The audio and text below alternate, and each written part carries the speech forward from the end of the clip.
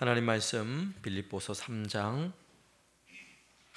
10절에서 16절까지 말씀 보겠습니다.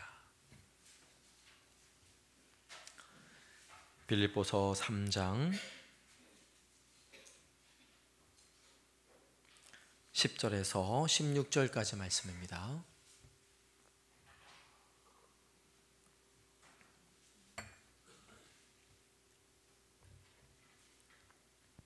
우리 한 절씩 교독하겠습니다.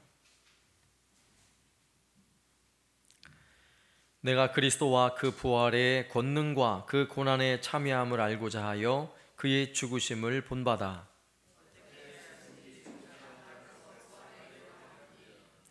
내가 이미 얻었다 함도 아니요 온전히 이루었다 함도 아니라 오직 내가 그리스도 예수께 잡힌 바 된 그것을 잡으려고 달려가노라.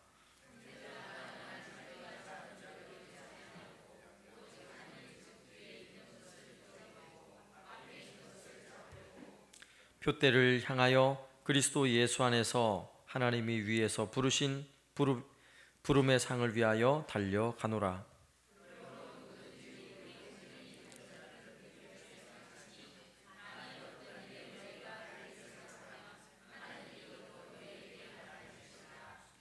오직 우리가 어디까지 이르렀든지 그대로 행할 것이라.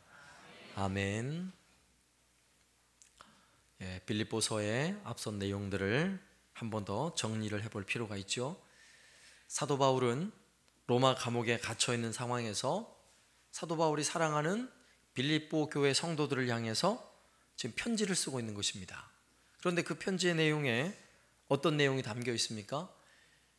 사도 바울이 비록 감옥에 갇혀 있지만 그 가슴 속에 늘 솟아오르는 예수 복음으로 말미암는 그 영광스러움, 그리고 그 복됨들, 너무나 행복하고 즐거운 거예요. 이것을 빌립보 성도들을 향해 다시 한번 가르쳐주고 있는 것입니다. 예수 그리스도께서 이 땅에 하늘의 영광을 버리시고 낮은 자의 모습으로 오신 그 영광스러운 예수 그리스도의 복음, 이것이 얼마나 우리에게 복되고 즐거운 것인지, 그 복음을 깊이 깨달아 알면 알수록 우리 안에는 큰 기쁨과 영광이 넘쳐나는 것입니다. 그런데 어떤 문제가 있어요? 순수한 이 그리스도의 복음을 방해하는 요소들이 있어요. 그 영광스러운 그 복음이 할례당이라고 이끌어지는, 손 할례당이라고 일컬어지는, 할례를 받아야 구원을 받는다라고 주장하는 잘못된 순수한 복음 이외에 거짓된 복음을 전하는 율법주의자들이 있었다고요. 그래서 이러한 율법주의자들 때문에 오히려 복음 안에서 가지는 자유와 이 영광스러움들을 잃어버리고 오히려 교회가 변질돼 갈 수 있는 이런 모습을 사도 바울이 아주 단호하게 교훈하고 지적해주고 있는 것입니다. 그래서 손 할례당이라고 일컬어지는 율법주의자들을 향해서 개들을 삼가라, 행악하는 자들을 삼가라, 이렇게 말할 정도로 사도 바울은요 단호하게 이야기를 하고 있는 것입니다. 그렇다면 율법주의가 뭐라 그랬죠? 바로 앞선 내용에서 3장 앞부분에서 율법주의가 무엇인지를 말씀을 드렸는데, 율법주의는 누구도 따라올 수 없는 열심, 열정, 노력, 이건요 감히 따라갈 수가 없어요. 율법주의로 신앙생활을 하는 사람들은 자기 의로움을 드러내기 위해서 자기가 하는 모든 종교적 행위들이 오직 자기 의로움을 드러내는 일인 것입니다. 이뿐만 아니라 자기 의를 드러내기 위해서 끊임없이 누군가를 향해 비판하고 정죄해야 하는 거예요. 이게 율법주의자의 특징이에요. 그들은 예수님을 향해서도 왜 안식일을 범하느냐? 말이 되냐고요. 예수님은 안식일의 주인이신데, 예수님은 율법의 제정자신데, 예수님이 그분이 하나님의 아들이신데 그분을 향해서 왜 안식일을 범하냐고 호통을 치고 있어요. 우스운 일이죠 정말. 예수님의 제자들을 향해 왜 너희들은 금식을 하지 않느냐라고 비판을 하고 있어요. 세리와 죄인들을 바라보면서 이 율법주의자들은 이렇게 기도하는 거예요. 내가 저 죄인과 세리들과 같지 않음을 감사하나이다. 교만하기 짝이 없는 기도를 올리고 있는 것입니다. 이것이 바로 율법주의자들이 가지는 신앙의 행태들입니다. 그러면 과연 나는 율법주의가 아닐까? 우리가 한번 생각해 봐야 돼요. 혹시 난 율법주의가 아닐까? 왜냐하면 우리가 가지는 종교심 안에는요, 까딱 잘못하면 율법주의로 빠져들 수 있는 요소가 너무나 많기 때문에 그래요. 은혜가 빠져버리면 전부 다 율법주의예요. 하나님의 은혜가 없이 나의 종교적 열심, 신앙의 열심만 있다면 이건 다 율법주의예요. 그러면 누군가를 비판하기 시작해요. 정죄하기 시작한다고요. 그렇게 신앙생활을 하게 되면 신앙생활이 복음으로 말미암는 영광스러운 기쁨은 사라지고요, 이거 완전 군대 생활이 되는 거예요. 악으로 깡으로 막 군대 가면요, 군대 규율을 즐거워서 지킨 사람이 어디 있어요? 군대 규율이 나는 이 군대 규율이 너무너무 행복하고 즐거워 이러면서 지키는 군인 봤어요? 그런 사람은 없어요. 이를 악물고 악으로 깡으로 막 이러면서 군대 규율을 지키는 거예요. 마음에 안 들어도. 군대 분위기가 납니까? 율법주의 신앙이 그렇단 말이에요. 율법주의 신앙이 자칫 잘못하면 하나님 안에서 영광스러운 이 복음과 은혜 아래서 우리가 신앙생활을 해야 되는데 이렇게 생활할 수 있어요.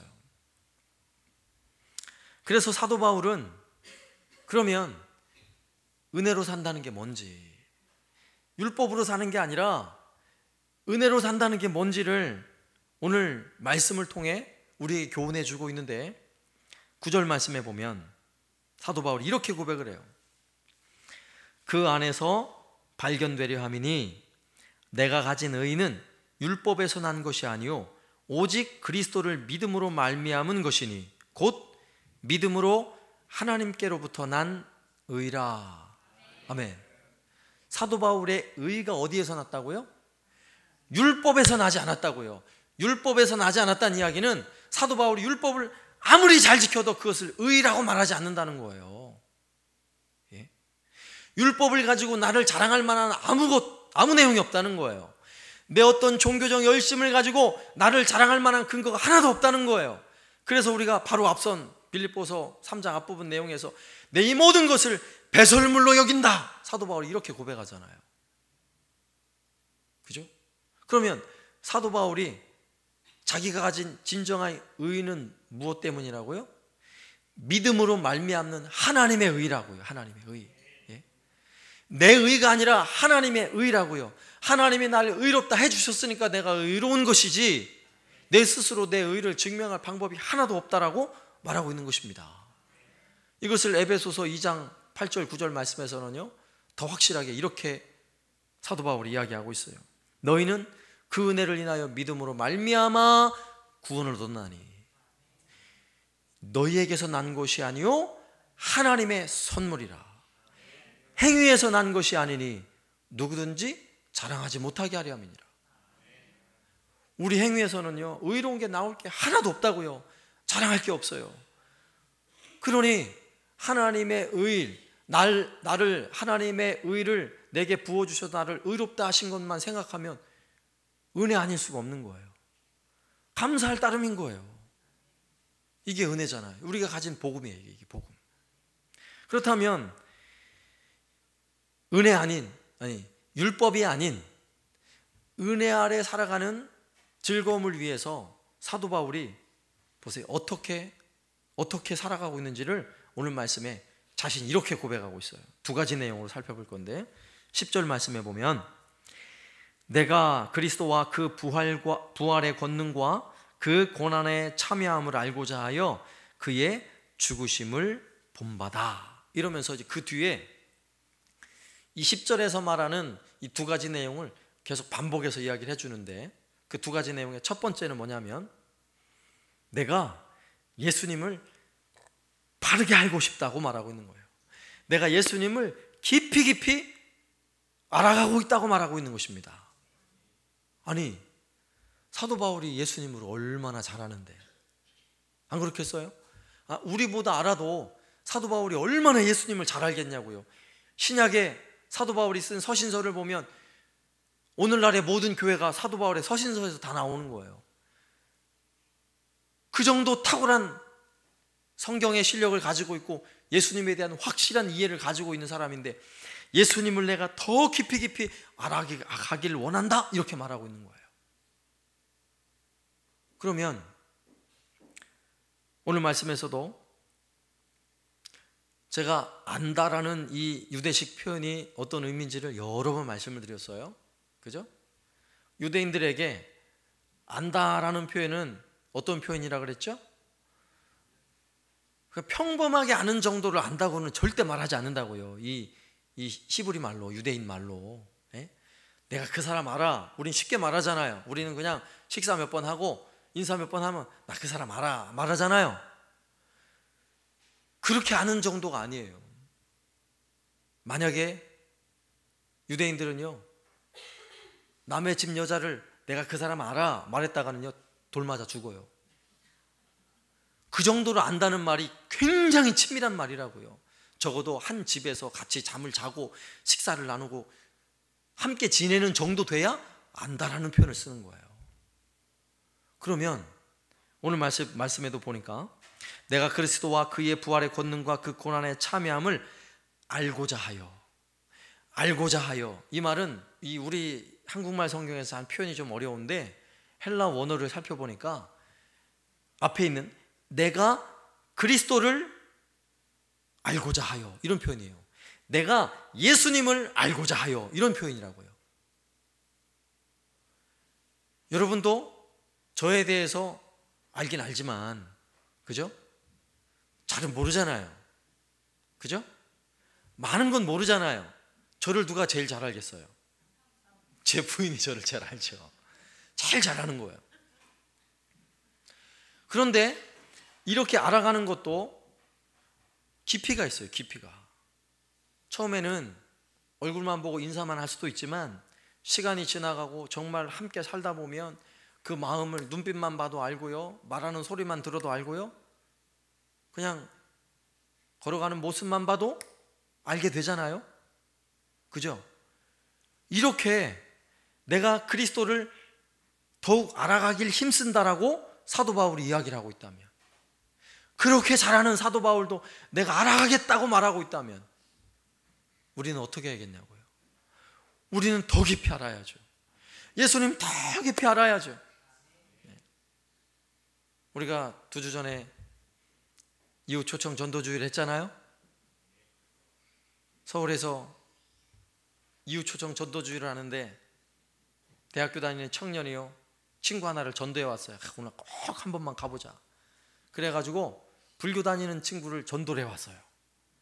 그래서 같이 막 복음을 듣는데 막 예수님 막 설교를 하고 예수님의 사랑을 전하는데 그 전도받아온 친구가 가만히 들어보니까 예수님이나 부처님이나 거기서 거기에요 비슷하거든요. 그래서 친구한테 속삭였어요. 야 친구야, 예수님하고 부처님하고 비슷한데 뭐가 다른 거야? 이 친구가 깜짝 놀랐죠. 예수님하고 부처님하고 뭐가 다르지? 가만히 생각해보니까 탁 생각이 떠올랐어요. 헤어스타일의 차이지. 헤어스타일의 차이래요. 이러면 곤란한 거 아니겠어요? 예? 예수님을 알아야 되는데, 예수님을 알아도 깊이 알고 알아야 되는데 헤어스타일 정도만 알고 있으면 어떻게 해요? 참 곤란한 일이죠. 예? 그래서 우리는 사도 바울이 가지는 마음으로 우리도 똑같은 마음을 가져야 돼요. 예수님을 깊이 알기 위해서 매일 예수님과 함께 살아야 합니다. 예수님 동떨어져 사지 마시고 매일매일 예수님과 함께 사셔야 합니다. 매일 사셔야 돼요. 내가 행복할 때도 예수님과 함께 행복해야 돼요. 내가 눈물 나고 좌절하고 실망할 때도 예수님과 함께 눈물을 흘리시라고요. 예? 내가 화가 나고 열이 받을 때도 예수님하고 함께 열받으셔야 돼요.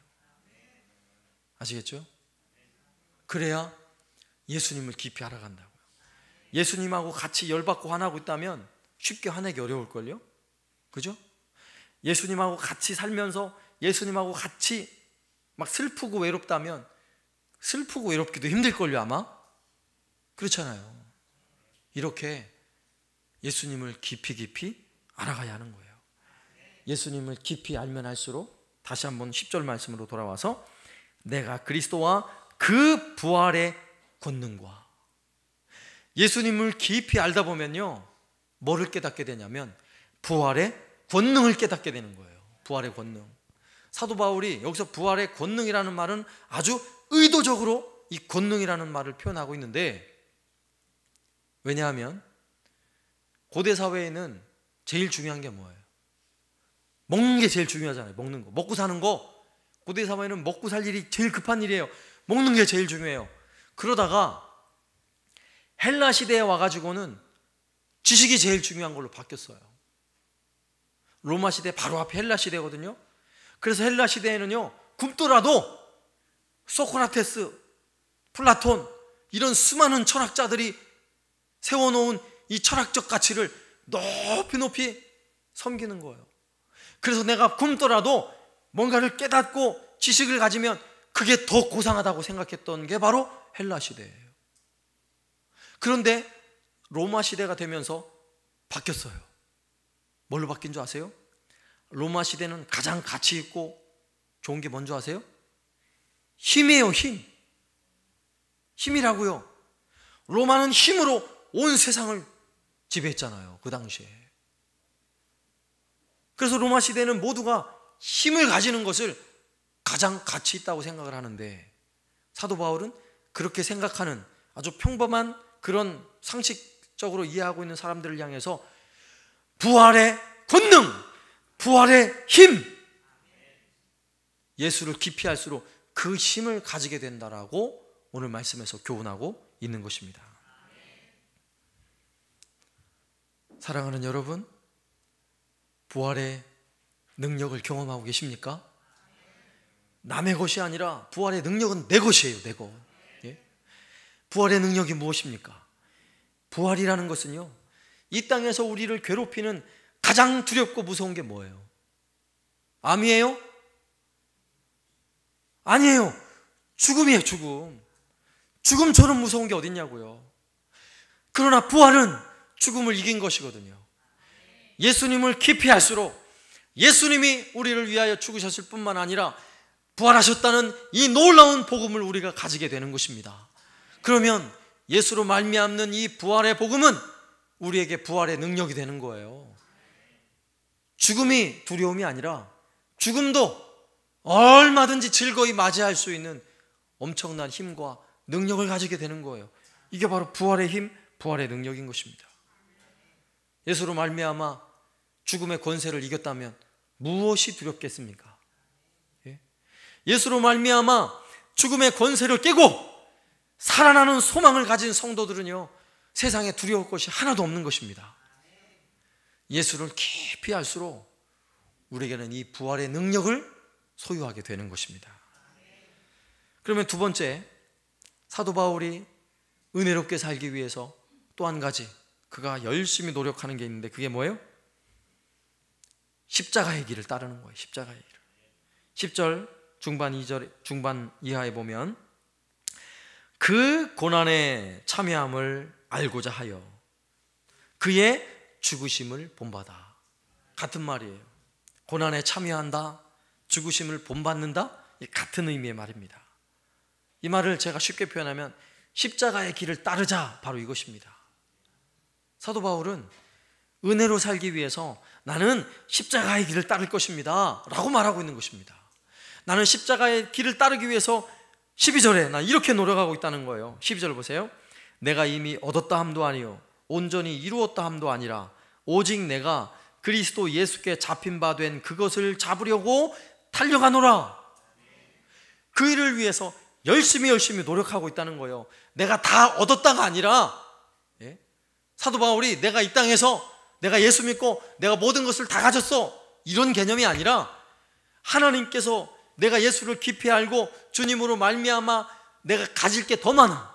너무나 풍성해서 그것을 더 가지기 위해서, 그 놀라운 은혜들을 더 누리기 위해서 내가 힘써 달려간다고요. 나 아직 다 얻지 못했다고요. 더 얻기 위해서 달려간다고요. 내가 은혜를 더 받아야 한다고요. 그래서 열심히 달려간다고 이렇게 말하고 있는 것입니다. 대단한 각오와 결심이죠. 또 14절 말씀 보세요. 같은 말로 14절에 표대를 향하여 그리스도 예수 안에서 하나님이 위에서 부르신 부름의 상을 위하여 달려가노라. 아멘. 표대를 예수님께 두고 내가 이 땅에 있는 동안에 예수님께 두고 끊임없이 달려가겠다는 거예요. 이게 바로 은혜로 사는 자의 삶이에요. 율법으로 사는 자는 이미 십자가 붙잡고요, 딱 호주머니 넣은 사람이고요. 은혜로 사는 사람은요, 여전히 십자가가 너무 멀어요. 그 십자가를 향해서 꾸준히 달려가야 되는 거예요. 한눈 팔 새가 없어요. 오직 십자가만을 바라보고 내게 주시는 십자가의 고난, 죽으심, 내가 한번 감당해 보겠습니다 하면서 한 걸음 한 걸음 달려가는 거예요. 때로는 막 눈물이 나더라도, 때로는 가슴이 아프고 막 가슴을 쳐야 되는 상황이 있다 할지라도 포기하지 않고 주님의 십자가 그 표대만을 바라보고 달려가겠다라고 사도 바울이 이야기하고 있는 것입니다. 얼마나 멋진 고백이에요. 이것이 바로 은혜로 사는 사람의 모습이에요. 은혜로. 사도 바울은 갈라디아서 2장 20절에서는 여러분 잘 아시는 말씀이죠. 이렇게 고백해요.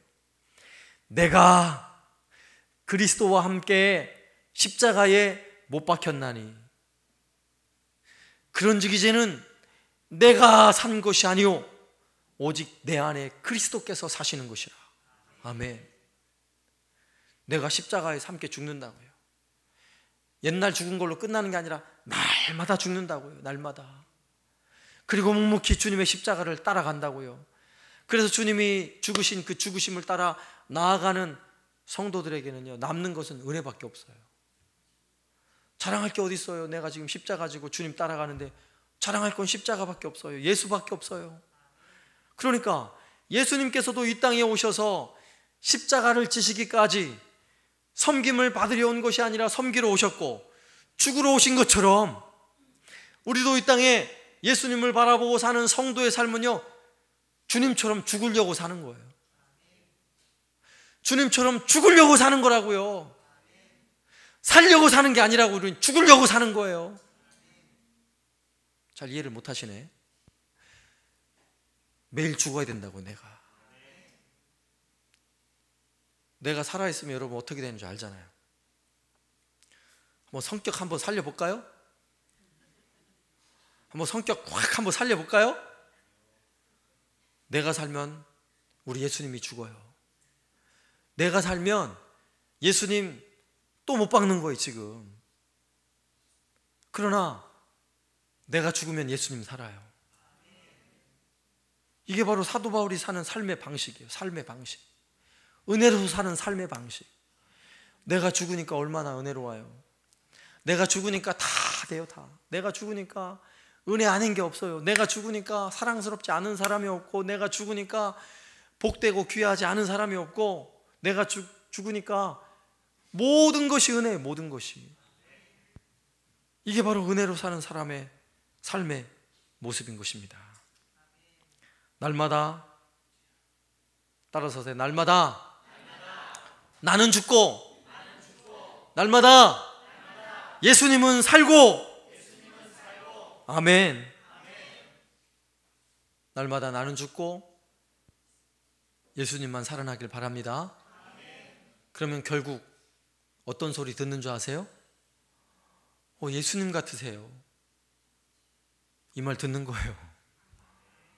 그 말 들어야 되지 않겠어요? 정말 예수님 같아요. 집사님 보면요, 예수님이 생각나요. 제대로 죽은 거예요. 제대로. 그런데 아무리 봐도 예수님은 안 보이고 나만 보여요. 아무리 봐도 예수님 얼굴은 안 보이고 내 짜증난 얼굴만 보여. 그럼 예수님 날마다 죽는 거예요. 나 때문에 예수님 지금도 죽고 계시는 거예요. 내가 살면 율법주의인 겁니다. 율법은 저주예요. 저주. 율법은 결국 우리를 죄로 몰아가지고 율법의 저주 아래에서 우리는 다 죄인 돼가지고 다 지옥에 떨어져야 되는 상황이에요. 그러나 주님이, 우리 예수님이 우리에게 십자가로 놀라운 은혜를 허락해 주신 거예요. 그 은혜가 뭔지를 십자가의 죽으심을 통해 우리에게 보여주신 것입니다. 그래서 우리는 예수님을 표대로 삼고 날마다 주님과 동행하면서 깊이 주님을 알아가면서 주님을 잠시도 내 옆에 놓지 마시고 그분과 동행하면서 주님이 죽으셨던 그 십자가에 날마다 내가 죽는 거예요. 그러면 내 삶에 모든 것이 은혜가 될 줄로 믿습니다. 모든 것이 십자가의 은혜로 덮어지고 풍성해지고 오직 내 삶을 통해 예수님의 사랑의 흔적만이 남는 그러한 저와 여러분 되시기를 예수님의 이름으로 축복합니다. 아멘.